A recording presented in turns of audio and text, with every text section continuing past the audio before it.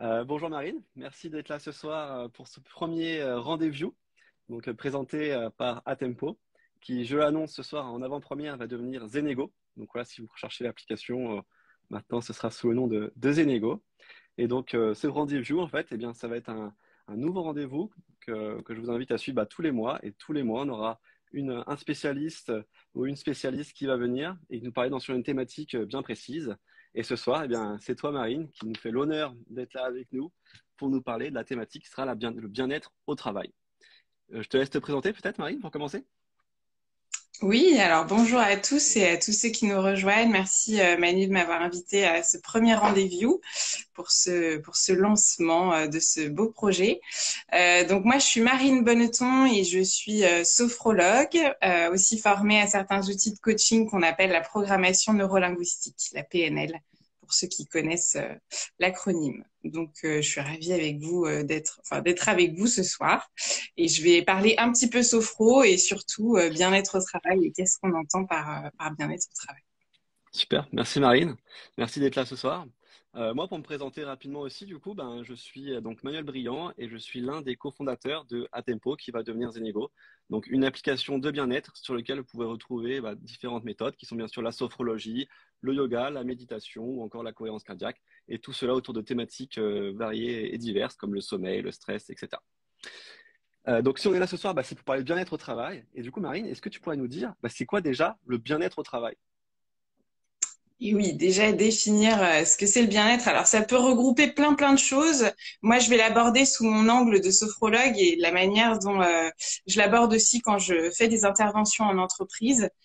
J'ai oublié de le dire en introduction, mais j'interviens effectivement sur tous les sujets de qualité de vie au travail au sein des entreprises, qu'elles soient petites ou grosses, d'où ma connaissance un petit peu sur ce sujet du bien-être. Donc, en fait, si on reprend la définition de l'OMS qui définit le bien-être au travail, c'est une sorte d'état d'esprit qui est caractérisé par une harmonie satisfaisante entre d'un côté les aptitudes, les besoins et les aspirations de l'employé, du travailleur, et de l'autre toutes les contraintes de l'entreprise et les contraintes du milieu de travail, on va dire.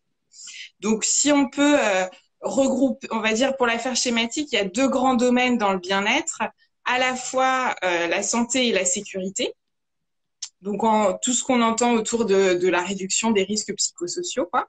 Mhm. Et de l'autre, plutôt l'environnement et les tâches. Donc, favoriser une ambiance de travail qui soit saine et appréciée par les employés. Voilà, il y a deux catégories. Donc, c'est aussi pour vous dire que le bien-être au travail, en fait, c'est un peu un ensemble de champs d'action. On met souvent le bien-être au travail sur la responsabilité de l'employeur ou sur il faut absolument avoir une salle de sieste dans nos locaux, Ouais. donc sur l'environnement de travail, mais en fait, c'est plein de choses sur lesquelles on peut agir. Et en fait, pour bien aborder ce sujet, il faut l'aborder de manière complètement holistique. Et en fait, c'est la responsabilité à la fois de l'employeur, de l'environnement, de créer un environnement de travail satisfaisant, mais aussi de l'employé lui-même, Ouais. de l'individu. Donc, on peut agir à plein de niveaux différents. Voilà.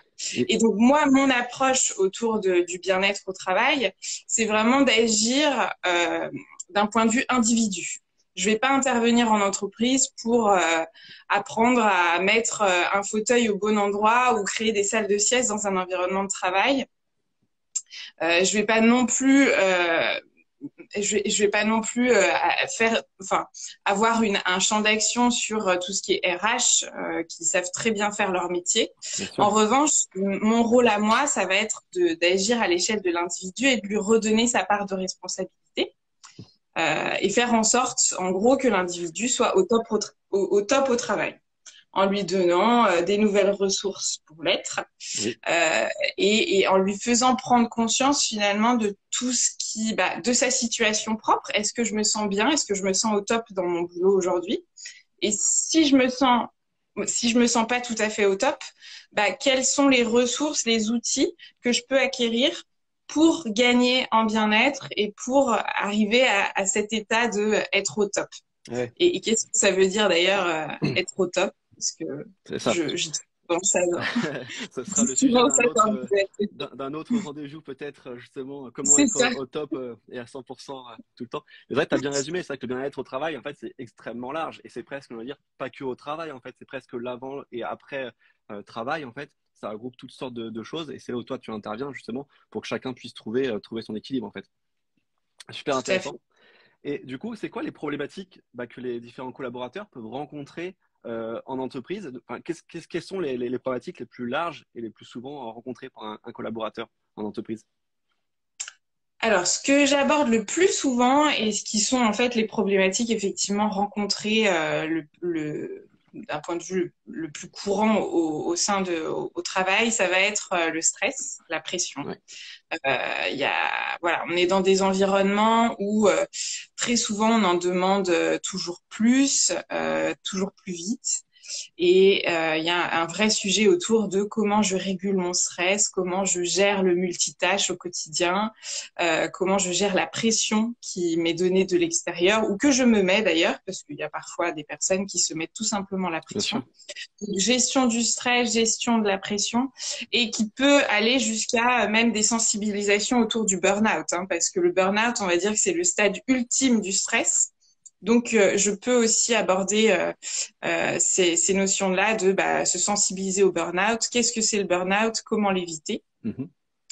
Le sujet du sommeil est aussi couramment abordé en entreprise. Alors, on pourrait penser que c'est pas directement lié au milieu de l'entreprise, mais en fait, qui dit bon sommeil dit meilleure efficacité et meilleure humeur au quotidien. Donc, Bien sûr. les troubles du sommeil non seulement concernent énormément de personnes, on a tous plus ou moins dans notre vie des périodes où on dort mal, donc ça concerne un peu tout le monde, Mhm. et en plus, ça a forcément un impact sur nos journées de travail. Donc, comment faire? Là, on va souvent aborder comment faire des pauses, des micro-pauses, comment comprendre le fonctionnement du sommeil pour être le plus en énergie possible tout au long de notre journée. Voilà. Super. Et c'est vrai qu'en plus, les problématiques, des fois, j'ai l'impression qu'elles sont un peu liées parce que si tu es stressé, justement, tu te mets la pression, et ben derrière, tu vas mal dormir aussi, en fait. Tu vois ce que je veux dire? C'est que ça fait un ensemble de choses et si tu arrives à justement à agir sur ton stress, et ben derrière, tu vas mieux dormir et ça fait effet domino comme ça. En fait, c'est exactement ce que tu dis, ça fait une sorte de cercle vicieux Et oui, où plus on stresse, plus on est tendu, moins le sommeil arrive, plus on est fatigué et plus on est fatigué, moins on réagit, on régule, on est capable de c'est ça. réguler notre stress en fait. C'est Et ça. donc plus notre stress augmente et voilà, ça rentre Exactement. dans Et, un cercle vicieux. et du coup, toi, donc, en tant que sophrologue, c'est quoi les méthodes que tu mets en place justement quand tu te déplaces en entreprise ou quand justement tu pratiques la sophrologie avec tes sophronisés? C'est quoi tes méthodes, tes astuces que tu mets en place justement pour eux? Alors, au sein des entreprises, je vais apporter des outils pour que les employés gèrent au mieux leur quotidien. Donc, je vais les accompagner déjà à prendre conscience de leur situation, hein, comment Oui, ils se sentent, où ils en sont. Et ensuite, je les outille pour une meilleure gestion dans leur quotidien et surtout dans leur quotidien de travail. C'est très important dans mes interventions de leur montrer que il y a des choses qui peuvent être tout à fait duplicables et faisables au sein de leur environnement de travail et de manière très rapide. Souvent, on s'imagine qu'il faut faire une sieste pendant 20 minutes, qu'il faut absolument dormir, qu'on ait un environnement complètement cloisonné, sans bruit, etc. Pareil pour de la sophro, on se dit c'est des méthodes de technique, enfin des méthodes de relaxation, de détente. mhm, Je vais pas faire ça en plein open space, etc. Alors déjà, détrompez-vous. Il y a plein de choses qui peuvent être adaptables au quotidien, qui peuvent être ultra discrètes déjà et en plus qui n'ont pas besoin forcément d'un environnement très calme, très relaxant. On n'est pas obligé de fermer les yeux. On peut faire déjà quelques grandes respirations derrière son ordi et déjà là, on fait un peu de sophro. Donc, l'important, moi, dans mes interventions, en tout cas, au sein du monde de l'entreprise, c'est de rappeler qu'il y a plein de petites astuces qui peuvent être mises en place, même dans un quotidien de travail, même en open space. Voilà. Donc, ouais, j'adapte au maximum. Et après, il y a vraiment, on va dire, deux grandes choses aussi qui sont importantes dans ces interventions. La première, c'est qu'il y a énormément de pédagogie. d'explication. En fait, parfois juste de comprendre ce qu'est le stress, ce qui se passe dans notre corps en période de stress, ou alors le fonctionnement du sommeil, pour reprendre les deux thèmes principaux. Hein. Mhm. Déjà, rien que de comprendre, bim, ça fait redescendre Ouais. parfois le J'ai stress. j'ai l'impression que c'est vraiment la première étape, c'est comprendre son mal-être, en fait, d'une certaine manière, hein. C'est vraiment la première phase. Et peu importe la problématique, en fait, j'ai vraiment l'impression que pour pouvoir agir, en fait, déjà, il faut comprendre, en fait, où le mal en soi, quoi. C'est ça. Ça diminue souvent la problématique. En tout cas, moi, c'est mon approche et j'aime bien l'aborder comme ça, avec voilà, toute une première phase de je comprends déjà ce qui se passe et ensuite, effectivement, j'apporte des solutions pour venir résoudre ce qui se passe D'accord. et réguler ce qui se passe. Et après, il y a vraiment aussi l'importance de l'écoute, du partage. En fait, très souvent, les interventions en entreprise autour du bien-être sont en groupe, sont en Mhm. collectif. Et rien que le fait de se poser, de parler de ces thèmes-là, dont on n'a pas l'habitude de parler à la machine à café avec ses collègues, Eh oui, ça fait du bien, franchement. Et c'est souvent des retours que j'ai en entreprise de se dire, bah tiens, en fait, ma collègue Jacqueline, bah elle avait les mêmes problématiques que moi, je le ouais, savais même pas. c'est ça. Et ou alors, ça m'a fait du bien rien que d'en parler. Et ben, c'était chouette, quoi. Et il y a aussi une vraie cohésion de groupe qui se crée et un vrai moment un peu hors du temps, du quotidien de travail qui se crée. Et ça, faut pas minimiser ces instants-là parce que ça fait aussi partie finalement de ce bien-être, quoi, qu'on cherche Bien sûr, ouais. avec ces thématiques. Et est-ce que justement, quand tu disais le fait de voir que sa collègue a aussi ces problématiques-là, est-ce que justement en entreprise, c'est un peu tabou de parler de stress, de pression parfois, c'est en fait, on doit subir, garder ça pour nous et pas forcément en parler. Est-ce que ça, tu vois ça, toi, des fois, en entreprise? Oui, tout à fait. Alors, ça va bien sûr dépendre des entreprises, hein. Il n'y a pas de généralité et certaines entreprises sont beaucoup plus ouvertes à la Bien sûr, communication, ce genre de choses. Mais c'est souvent, on reste souvent dans des problématiques personnelles de j'ai pas envie de me montrer faible, j'ai pas ouais, envie ouais, de montrer que je suis en surcharge, que j'arrive pas à gérer. Voilà, c'est pas valorisé hein, les Mm, faiblesses aujourd'hui en entreprise et pourtant on en a tous et toutes. Mais du coup, voilà, ça va être ce type de comportement souvent qui fait que on ne s'en parle pas. On s'en ouais, parle pas comme on parlerait de d'autres sujets du quotidien. Et du coup, c'est aussi des conditions qui peuvent mener d'ailleurs au burn-out, hein, ouais, de jamais accepter le fait qu'on en a trop ou qu'on n'y arrive pas, qu'on n'a pas les compétences pour. c'est ça. Souvent, on s'en rend même pas compte, hein. On parlait tout à l'heure justement de comprendre son mal-être. Parfois, on ne se rend même pas compte de son propre mal-être, en fait, tellement on accumule les choses, quoi. Super, Tout à super fait. intéressant. Et du coup, est-ce que tu peux nous donner quelques petites méthodes justement qu'on pourrait faire, voilà, que les gens qui regardent ou qui écoutent pourraient faire après à leur bureau, ou avant, après, dans leur travail pour justement soulager cette pression, ce stress ou gagner un meilleur sommeil? Oui, alors je peux vous donner un exercice de respiration qui peut être très utile. Alors, à tout moment de la journée, ça peut faire office de micro-pause. Alors, quand je parle de micro-pause, ça peut être 5-10 minutes, hein, pas plus. Et c'est déjà efficace. Sachez que une micro-pause de 5-10 minutes, vous multipliez par 10 fois 15 ce temps-là et vous avez l'équivalent en regain d'énergie. Donc, ne négligez surtout pas les Mm, mm. micro-siestes ou micro-pauses. Et donc, je vais vous donner un exercice tout simple que vous pouvez faire en entreprise ou voilà, à tout moment, que ce soit le matin, en journée ou le soir, et qui peut être aussi particulièrement efficace pour le soir, pour faire un sas de décompression après votre journée de travail. C'est des respirations ventrales. Donc, vous pouvez mettre 2 mains sur le ventre, vous assurer que vous êtes en posture de confort.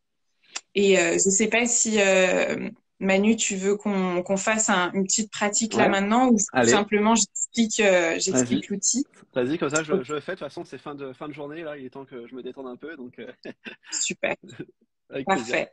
Bon, et ben tous ceux qui nous rejoignent, si vous avez envie de faire quelques minutes de sophro, vous pouvez vous installer confortablement assis avec les deux pieds dans le sol si possible.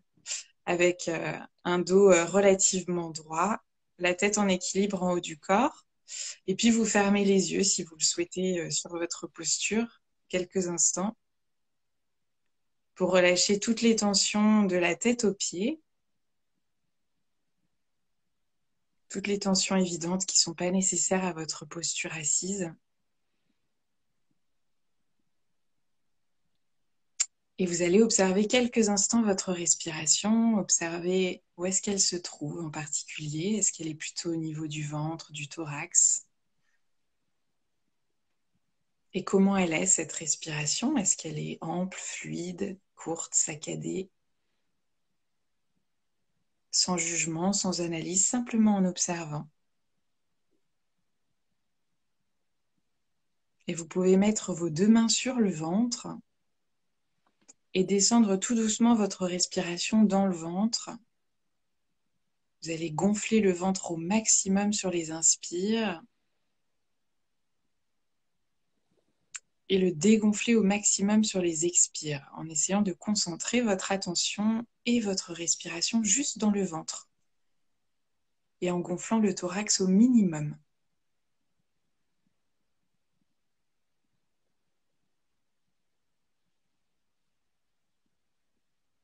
Et vous poursuivez à votre rythme sur quelques respirations tout en gonflant le ventre, en sentant vos mains qui bougent au rythme de votre respiration et de votre ventre.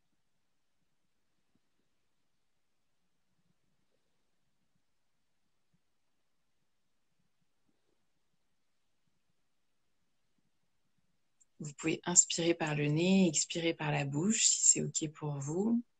Et continuer sur quelques respirations ventrales tout en gonflant au maximum le ventre sur l'inspire et en dégonflant au maximum sur l'expire.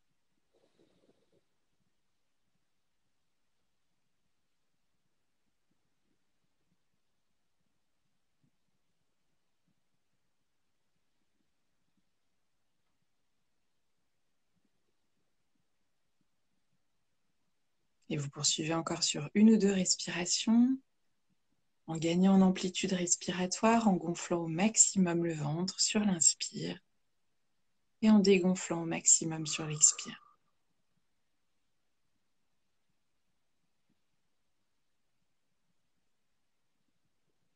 Et à la prochaine expire, vous reviendrez à une respiration libre et vous pourrez réouvrir les yeux quand vous serez prêt et prête. Super, top. J'ai failli presque oublier qu'on était en live, tu vois. Voilà, un exercice Génial. tout bête qui non seulement va vous aider à amener du calme et de la détente, parce que les respirations ventrales sont vraiment des respirations qui activent le système nerveux parasympathique et donc c'est le système nerveux qui va activer tout le système de détente du corps. Non, c'est super, tu vois. Honnêtement, voilà, pour l'avoir fait là, on sent déjà un peu la détente, même au niveau de la tête, on sent vraiment la pression retomber. C'est super efficace, puis c'est vrai que c'est super facile à faire en fait. On peut vraiment le faire presque, j'ai envie de dire, dans le métro, voilà, quand on rentre, ou alors tout simplement quand on rentre chez soi, on fait un temps de pause. Voilà, c'est vraiment de faire une coupure en fait entre presque le travail et puis et la maison, j'ai envie de dire. Donc ouais, super. Merci beaucoup pour ce. Et, et petite info, vous n'êtes pas obligé de le faire les yeux fermés et vous n'êtes pas obligé non plus de mettre vos mains sur le ventre. Une D'accord. fois que vous avez compris les respirations ventrales et que ça se décoince un petit peu entre les poumons et le ventre, vous le faites de manière super discrète, même les yeux ouverts et sans les mains sur le ventre. On peut tout simplement, en gardant les yeux ouverts et en fixant quelque chose peut-être, Par ou peu exemple, importe. Ouais. par exemple, ouais. Ok. Après, on peut arriver, par exemple, en réunion, on sent des poussées de stress monter, on peut pas non plus avoir le regard dans le vague. Faire juste une ou deux respirations ventrales comme ça, ou des respirations bien complètes. Déjà, ça permet de se recentrer et de contribuer à la diminution du stress. Voilà, c'est Ouais, des super. petites astuces comme ça qu'on essaie de mettre en place, même en, même en situation compliquée comme des réunions ou entouré de Ouais. plein de personnes. Ah, c'est vrai. En fait, j'ai l'impression que la clé, même s'il n'y a pas de clé universelle, j'ai envie de dire, mais c'est presque prendre des micro-temps en fait à des moments importants, justement, avant une grosse présentation, etc. Et ça permet vraiment, en fait, de faire des pauses en fait, parce que sinon on accumule toute la journée, on est à fond, on accumule toute la pression, tout le travail, etc. Et à la fin de la journée et à la fin de la semaine, on est complètement lessivé. Alors que si on prend un petit temps juste pour souffler, en fait, parce que c'est vraiment ça, en fait, on prend le temps de souffler, hein, et ben tout de suite on se sent mieux et on peut mieux enchaîner et gagner comme ça en endurance. Donc c'est super intéressant. Et donc, C'est le temps de souffler. T'as tout à fait raison, Manu. C'est le temps de souffler au sens propre comme au figuré, exactement, ouais. déjà. Et effectivement, en fait, dans un quotidien de travail, on est bien conscient que on peut pas se prendre 20 minutes de pause à faire une séance de sophro Bien très sûr. définie, ou de méditation ou autre. Donc, les astuces dans ces moments-là, c'est effectivement de faire des micro-pauses de 5-10 minutes, ou même parfois 3 respirations, si on peut faire que 3 respirations, mais c'est déjà mieux que rien. Ouais, c'est Et ça. plus on multiplie dans notre quotidien, plus ça a des effets. Parce que plus on pratique, et ouais, c'est ça comme tu dis, c'est plus efficace en fait. On devient entraîné après comme des sportifs en fait. C'est qu'on arrive à faire baisser le stress beaucoup plus vite à force de pratique. Tout à fait. C'est la sophro, c'est comme un sport. Ouais, Et même tout autre type de pratique. Hein. Je parle de la sophro, mais ça peut être méditation, yoga ou autre. Plus on pratique, plus notre corps sait faire. Donc plus on respire de manière ample, parce qu'on sait tous respirer, mais plus on va respirer de manière ample, plus notre corps sera faire au moment où on en aura besoin, pardon. Et plus aussi on va l'entraîner en fait à respirer de manière naturelle, de manière plus ample. ouais, ouais, c'est ça. Et, Et voilà, ça se fait vraiment dans la répétition, dans l'entraînement. On s'imaginerait pas courir un marathon du jour au lendemain bien si sûr. on n'a jamais couru. Et ben la sophro c'est la même chose. Il faut un Ouais, petit peu de temps pour que le corps apprenne, assimile et parfois bah voilà, faut un petit peu de patience, mais en s'accrochant, on voit tous les bienfaits c'est et ça. je peux que vous encourager à vous accrocher et à essayer. Ouais. Oui, c'est ça, parce que il va pas forcément avoir il va y avoir des effets tout de suite, bien sûr, mais c'est avec la pratique où là, il y aura vraiment des effets à long terme, justement, voilà, parce que sinon, juste une fois, voilà, tous les ans, c'est vrai que c'est moins efficace forcément que si on fait tout le temps. Est-ce que tu peux peut-être juste rappeler ce qu'est la sophrologie pour ceux qui ne sauraient pas ce qu'est la sophrologie, même si maintenant les gens entendent de plus en plus parler et que les gens savent de plus en plus ce que c'est, mais peut-être résumer en quelques mots? Oui, tout à fait. Alors, la sophrologie, c'est une méthode psychocorporelle, donc psychomentale, corporelle, le corps. Donc, on va à la fois agir sur le corps et sur le mental, dans un but. Le but ultime de la sophro, c'est d'apprendre à prendre conscience de ce qui se passe dans notre corps. Alors, à quoi ça sert, vous allez me dire, de prendre conscience de ce qui se passe dans notre corps? Bah, si on est un peu plus alerte sur nos ressentis corporels et ce qui s'y passe, on va aussi pouvoir réagir de manière la plus rapide possible dès qu'on sent qu'il y a quelque chose d'un peu particulier, d'un peu problématique en nous. Donc, on peut réagir de manière beaucoup plus rapide, mais aussi beaucoup plus adaptée par rapport à la situation. Donc, je vous donne un exemple. On a une émotion très forte, intense dans notre corps. Bah, plus on va être connecté à nos ressentis, plus on va apprendre à prendre conscience de tout ça, plus on va repérer vite cette émotion intense. Et du coup, plus on va pouvoir la réguler rapidement et éviter de partir dans les tours si on est très en colère, de partir dans une dépression si on est très triste ou voilà tout autre excès, on va dire, par rapport aux émotions. Donc, on va agir de manière beaucoup plus rapide et ça parce qu'on aura pris conscience de tout ce qui se passe dans notre corps assez rapidement. Ok, super. Merci pour cette petite définition très complète. Et du coup, ben, parmi cette donc, en fait, ce que j'ai bien compris, c'est que tu donnais en fait une boîte à outils en fait aux différents collaborateurs pour qu'ils puissent ensuite gérer eux-mêmes leur stress, la pression, etc. Au travail. Est-ce que toi, du coup, tu as des retours de la part de ces collaborateurs justement? Est-ce que ça leur change leur vie de manière générale au-delà du travail? Est-ce qu'ils sentent justement les bienfaits de tout ce que tu leur apprends? Ouais.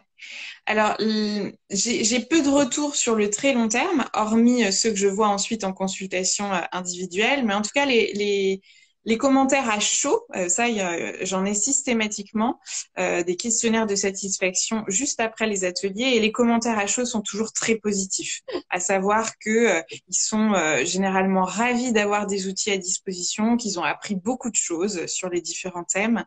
Donc, franchement, voilà, c'est quasi systématique que les employés sont ravis d'avoir ce type d'outils. Et après, sur le plus long terme, c'est bien sûr très dur de mesurer l'impact. Et il y a encore peu d'études sur le sujet, malheureusement.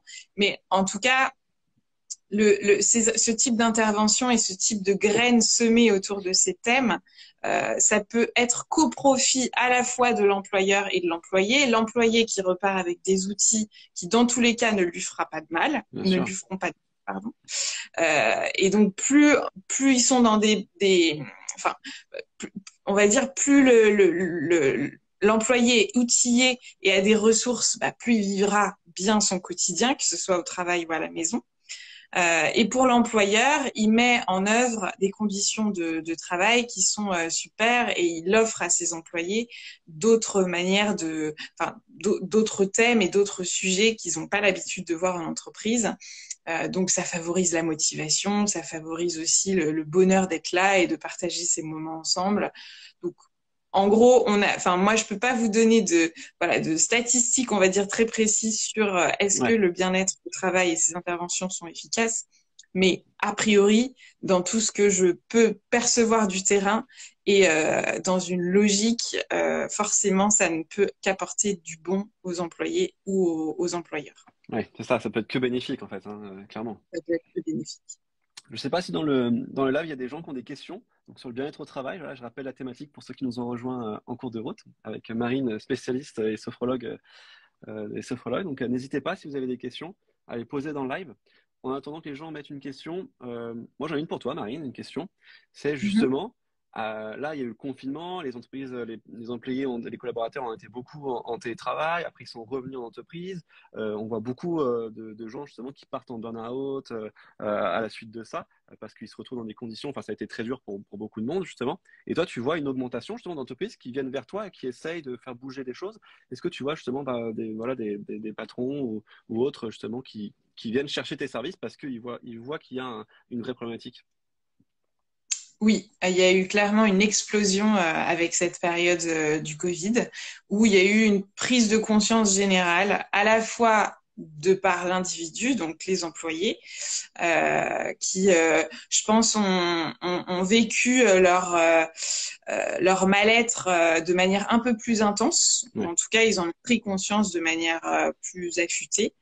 Et donc qui viennent à titre individuel consulter pour leurs propres problématiques. Et après, au sein des directions, du management, des RH, il y a eu une vraie prise de conscience bah, il faut qu'on mette en place des choses autour du bien-être pour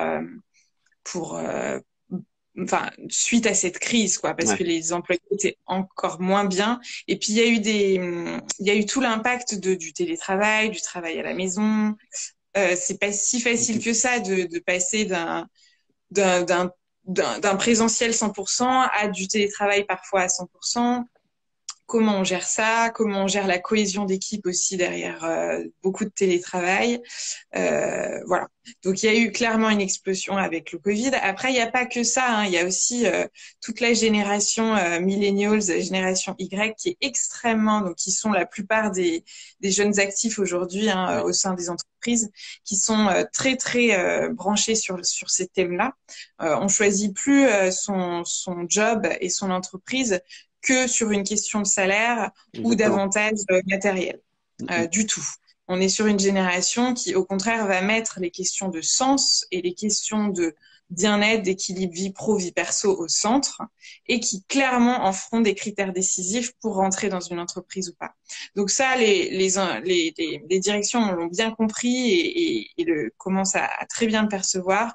Donc ils sont aussi un petit peu contraints et forcés de créer des environnements de travail attractifs Bien sûr. euh, et un cadre de travail qui soit le plus agréable possible pour tout simplement éviter le turnover et capter des nouveaux talents s'ils en veulent, quoi. Ouais, exactement, tu as bien résumé, hein. Et même, je sais pas bon, si on peut se considérer nous en tant que génération X ou Y, mais c'est vrai que en fait, il y a une prise de conscience, en fait, clairement, hein. Moi, je le ressens aussi. C'est que maintenant, en fait, bien sûr, l'argent, il en faut, mais ça ne suffit plus, hein. Ce qu'on veut avant tout, c'est du temps pour soi, du bien-être, et justement être heureux dans ce qu'on fait, en fait, hein. Et voilà, le métier qui est juste pour se nourrir, en fait, maintenant, voilà, ça n'intéresse de moins en moins, en fait, les gens, hein. Donc, Ouais. c'est, Il y a c'est, une c'est- vraie notion de sens. ouais, ouais, c'est ça, Et exactement.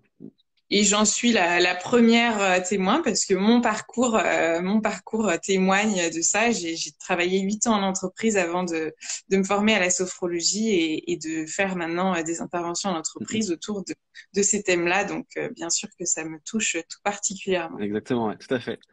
Bon, bah, super, bah, merci beaucoup en tout cas, Marine, pour tous ces conseils, toutes ces informations. C'était super intéressant. Et puis de toute façon, ce live sera redisponible donc, sur Instagram. Voilà, on publiera la vidéo et ensuite ce sera mis aussi en podcast sur Deezer, Spotify, etc. Voilà, donc de toute façon, si vous êtes sur le live, vous connaissez, et puis vous n'aurez plus qu'à suivre et puis vous abonner. Et après, bien sûr, l'application Zenego est toujours disponible. Donc voilà, c'est plus Atempo, c'est Zenego maintenant. Et d'ailleurs, vous pouvez retrouver Marine, si vous avez aimé justement le petit exercice que vous avez fait avec elle, vous pouvez retrouver un programme autour de la concentration et le mental avec Marine dans l'application. Tout à fait, qui est un thème qui est de plus en plus abordé en entreprise aussi, parce que avec l'open space et le multitâche en permanence, autant vous dire qu'on a besoin de techniques de concentration et d'attention pour être efficace au quotidien. Donc ça aussi, c'est un thème qui est bien abordé autour du bien-être au travail. Je vois Exactement. qu'il y a une question, on Oui. n'a plus le temps pour les questions, non, Manu? On va donc prendre une petite dernière question quand même. Je l'ai pas vu, mais je crois qu'il y avait une question Je vais autour te la des lire. interlocuteurs. C'est ça. La question, c'est donc de Cinéo. Quels sont les interlocuteurs en entreprise pour faire entrer le bien-être dans l'entreprise? Alors, je vais te parler de mes interlocuteurs à moi. Ouais, En tout cas, il y en a peut-être d'autres, mais ceux qui sont les plus à l'écoute, ça va être évidemment les RH, les ressources humaines, qui sont spécialisés sur ces sujets-là hein, et qui sont en charge du bien-être au sein des entreprises. Il y a le CSE aussi, donc les intervenants CSE qui sont très à l'écoute de ce type de pratique et ouais. qui sont là pour aussi proposer des choses chouettes aux employés. Et enfin, le troisième contact qui peut être intéressant, c'est parfois directement auprès des managers. Hein. Il y a des managers qui sont plus ou moins sensibles à ces sujets. Ils gèrent des équipes. Ils voient bien que l'humain, c'est pas toujours facile à gérer et qu'il y a certaines équipes qui sont en souffrance et certains Ouais. managers très impliqués et très ouverts sur le bien-être en général peuvent être demandeurs. Mm. Voilà, moi, ça va être mes 3 interlocuteurs principaux au sein des entreprises. Ouais. Donc vous l'avez compris, hein, si vous voulez faire rentrer le bien-être au travail, bah, vous allez voir les ressources humaines ou votre manager. Et puis bah, vous lui dites de contacter Marine Bonneton. En plus, elle a un super site internet. Ou alors Le vous lui CSE. partagez sa page Instagram. Et puis comme ça, elle fera rentrer et vous donnera tous ces outils justement pour être mieux au travail. Merci beaucoup Marine. Merci Manu. C'était super. Donc voilà, c'est la fin de ce premier rendez-vous. Merci à toi voilà, pour d'avoir mis donné de la disponibilité justement pour nous partager tous ces bons conseils pour ce premier rendez-vous. Et puis à très vite. Avec plaisir, à très vite et merci à tous d'avoir été présents. Merci à tout le monde. À bientôt. Au revoir.